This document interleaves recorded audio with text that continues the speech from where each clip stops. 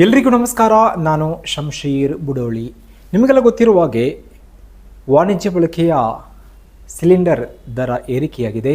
ಸುಮಾರು 1,000ದಷ್ಟು ಆಸುಪಾಸು ಬೆಲೆ ಏರಿಕೆ ಆಗಿರುವಂಥದ್ದು. ಇದರಿಂದ ಹೋಟೆಲ್ ಉದ್ಯಮಕ್ಕೆ ಹಾಗೂ ಹೋಟೆಲ್ ಗ್ರಾಹಕರಿಗೆ ಎಫೆಕ್ಟ್ ತಟ್ಟಿದೆ. ನಿಮಗೆ ಗೊತ್ತಿರುವ ಹಾಗೆ ಇರಾನ್ ವಿರುದ್ಧ ಅಮೆರಿಕ ಇಸ್ರೇಲ್ನ ಯುದ್ಧ ಆರಂಭ ಆಗಿದ್ದಿನಿಂದ ಗ್ಯಾಸ್ ಕೊರತೆ ನಮ್ಮ ದೇಶದಲ್ಲಿ ಆಯಿತು. ಇದರಿಂದ ಊಟ ತಿಂಡಿ ಮಾಡೋಕ್ಕೆ ಪರದಾಡುವಂತಹ ಸ್ಥಿತಿ ನಿರ್ಮಾಣವಾಗಿದೆ. ಗ್ಯಾಸ್ ಸಿಲಿಂಡರನ್ನು ಪಡೆಯೋಕ್ಕೆ ಪರದಾಡುವಂತಹ ಸ್ಥಿತಿ ನಿರ್ಮಾಣವಾಗಿದೆ. ಇಂತಿಷ್ಟು ಕಾಲಮಿತಿಯನ್ನು ನಿಗದಿಪಡಿಸಿ ಆ ಒಂದು ದಿನದ ಒಳಗಡೆ ಖಾಲಿಯಾದರೆ ಮಾತ್ರ ಸಿಲಿಂಡರ್ ಸಿಗುವಂತಹ ಬುಕ್ ಮಾಡಿದರೂ ಕೂಡ 1 ವಾರ 10 ದಿನ ಕಳೆದ ನಂತರ ಸಿಲಿಂಡರ್ ಸಿಗುವಂತಹ ಪರಿಸ್ಥಿತಿ ಸದ್ಯ ಇರುವಂಥದ್ದು. ಇದೇ ಬೆನ್ನಲ್ಲೇ ಮೇ ತಿಂಗಳ ಆರಂಭದಲ್ಲೇ ವಾಣಿಜ್ಯ ಬಳಕೆಯ ಸಿಲಿಂಡರ್ ಬೆಲೆಯನ್ನು ಹೆಚ್ಚಿಸಲಾಗಿದೆ. ಅದು 100 ರೂಪಾಯಿ 200 ರೂಪಾಯಿ ಅಲ್ಲ, ದುಬಾರಿಯಾದಂತಹ ಬೆಲೆ ಏರಿಕೆ ಮಾಡಿರುವಂಥದ್ದು. ಹೀಗಾಗಿ ಹೋಟೆಲ್ ಉದ್ಯಮಕ್ಕೆ ಹಾಗೂ ಹೋಟೆಲ್ಗೆ ದಿನಾಲು ಹೋಗ್ತಾ ಇರುವಂತಹ ಗ್ರಾಹಕರಿಗೆ ಎಫೆಕ್ಟ್ ಆಗಿರುವಂಥದ್ದು. ಇದರಿಂದ ಏನಾಗ್ತಿದೆ ಅಂತ ಹೇಳಿದರೆ, ಈಗಾಗಲೇ ಗ್ಯಾಸ್ ಕೊರತೆಯಿಂದ ಹಲವು ಹೋಟೆಲ್ಗಳು ಬಂದಾಗಿದೆ, ರೆಸ್ಟೋರೆಂಟ್ಗಳು ಬಂದಾಗಿದೆ. ಹೋಟೆಲ್ಗೆ ಹೋಗೋದನ್ನು ಜನರು ಕಡಿಮೆ ಮಾಡ್ತಾ ಇದ್ದಾರೆ, ಕೆಲವರು ಕಟ್ ಕೂಡ ಮಾಡಿದ್ದಾರೆ. ಕಡಿಮೆ ಬಜೆಟ್ನಲ್ಲಿ ಎಲ್ಲಿ ಫುಡ್ ಸಿಗುತ್ತೆ ಅಂತ ಕಾಯುವಂತಹ ಪರಿಸ್ಥಿತಿ ನಿರ್ಮಾಣವಾಗಿದೆ.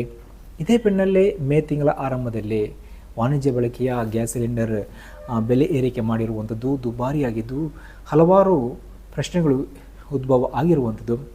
ಇದರಿಂದ ಆಗ್ತಾ ಇರೋದೇನೆಂದರೆ, ಈಗ ವಾಣಿಜ್ಯ ಬಳಕೆಯ ಗ್ಯಾಸ್ ಸಿಲಿಂಡರ್ ಬೆಲೆ ಏರಿಕೆ ಆದರೆ ಹೋಟೆಲ್ ಉದ್ಯಮದವರು ಒಂದು ಹೋಟೆಲನ್ನು ಬಂದ್ ಮಾಡಬೇಕು. ಯಾಕಂದರೆ ಗ್ಯಾಸ್ ಕೊರತೆ ಇರುತ್ತೆ, ಅವರಿಗೆ ಬೇಡಿಕೆಗೆ ತಕ್ಕಂತೆ ಗ್ಯಾಸ್ ಸಿಲಿಂಡರ್ ಸಿಗಲ್ಲ.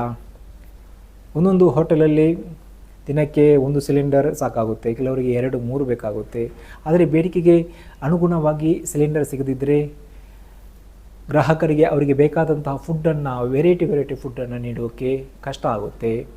ಹೀಗಾಗಿ ಕೆಲವೊಂದು ಫುಡ್ ಐಟಮ್ಗಳನ್ನು ಕಟ್ ಮಾಡ್ತಾರೆ. ಕೆಲವೊಮ್ಮೆ ಗ್ರಾಹಕರು ಬಂದು ನಮಗೆ ಬೇಕಾದಂಥ ತಿಂಡಿ ತಿನಿಸುಗಳು ಸಿಗ್ತಾ ಇಲ್ಲ ಅಂತೇಳಿ ವಾಪಸ್ ನಿರಾಸೆಯಿಂದ ಹೋಗುವಂತಹ ಚಿತ್ರಣ ಕೂಡ ಅಲ್ಲಲ್ಲಿ ಕಂಡು ಬರ್ತಾ ಇದೆ. ಸಹಜವಾಗಿಯೇ ಗ್ಯಾಸ್ ಸಿಲಿಂಡರ್ ಬೆಲೆ ಜಾಸ್ತಿ ಆದಾಗ ಹೋಟೆಲಲ್ಲಿ ಸಿಗುವಂತಹ ತಿಂಡಿ ತಿನಿಸುಗಳ ಮೇಲೆ, ಊಟದ ಮೇಲೆ, ಚಹಾ ಕಾಫಿ ಮೇಲೆ ರೇಟ್ ಜಾಸ್ತಿ ಮಾಡ್ತಾರೆ. ಎಕ್ಸಾಂಪಲ್ 10 ರೂಪಾಯಿಗೆ ಸಿಗ್ತಾ ಇದ್ದ ಟೀ 12 ರೂಪಾಯಿಗೆ 13 ಅಥವಾ 15 ರೂಪಾಯಿಗೆ ಮಾರಾಟ ಮಾಡುವಂತಹ ಪರಿಸ್ಥಿತಿ ನಿರ್ಮಾಣವಾಗಿದೆ. ಹೀಗಾಗಿ ಗ್ರಾಹಕರಿಗೆ ಏನು ಮಾಡಬೇಕು, ಹೋಟೆಲ್ ಉದ್ಯಮದವರು ಏನು ಮಾಡಬೇಕು, ಎಲ್ಲ ಪ್ರಶ್ನೆಗಳು ಉದ್ಭವ ಆಗಿರುವಂಥದ್ದು.